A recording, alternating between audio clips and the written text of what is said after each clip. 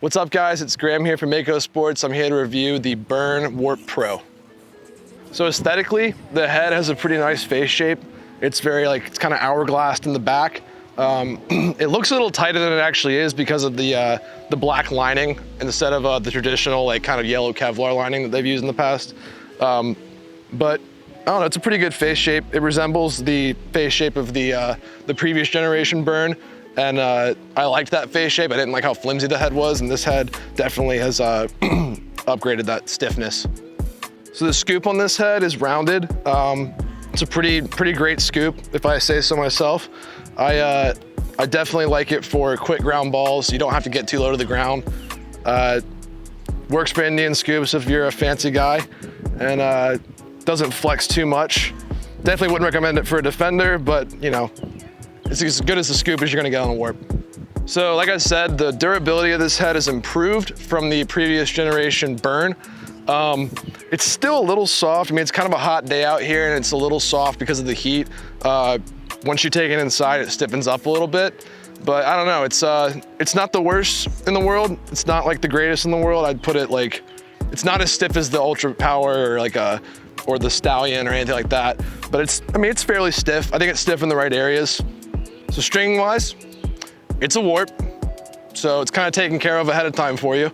There are technically there's 4 levels of whip, 1 being the lowest amount of whip and 4 being the highest. However, this head only comes in the whip level 1 and the whip level 3.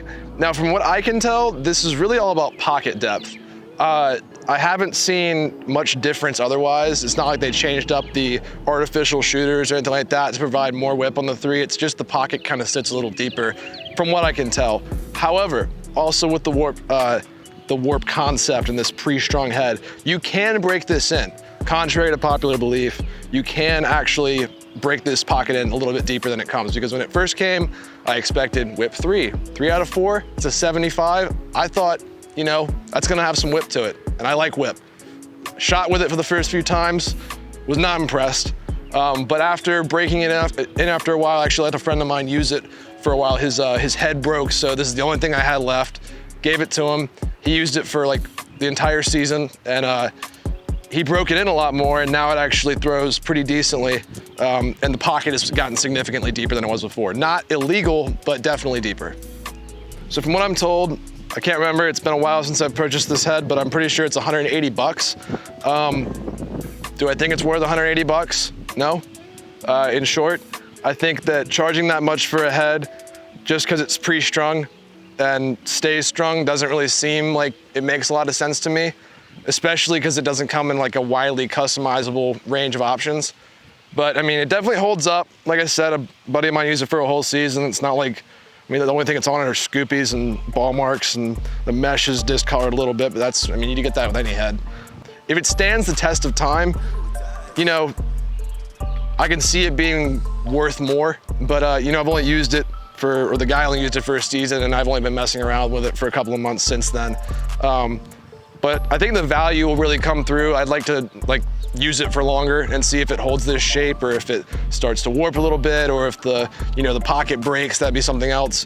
But 180 bucks is super steep for something that you can't really customize at all, and you just kind of have to deal with it. I know guys like Pinnell use the Evo and they love it, and you know, he's adapted to that. I'm not sure if he has any custom say on his head, but you know, it just seems like for something with such a lack of customization, I don't know why you charge that much for it. But you know, we'll see how it stands in the test of time. So the recommended position for this head by Warrior standards is an outside shooting midi. I personally would more recommend it to an attackman. Reason being is, even though this is the mid pocket option rather than the Evo, which is the mid-low, this is technically a mid. There's this feature down at the bottom, these diamonds get quite large, and the ball sits there really nice when you're cradling one-handed, which if that's the kind of attackman you are, that's not a bad look. Plus, when you throw straight up and down versus sidearm, you actually get a really quick release on this head.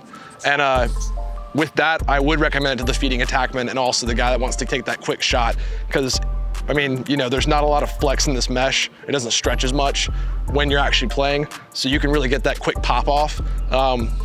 You can shoot from outside with it. So, I mean, I could say midi or attack for this, but I don't know. I mean, like if you're an attackman that wants something that's gonna have a quick release and it's gonna be consistent, I mean, it's not a bad option. Once again, guys, I'm Graham on behalf of Mako Sports. If you like this video, give it a like, comment, subscribe to the channel. Thanks for watching.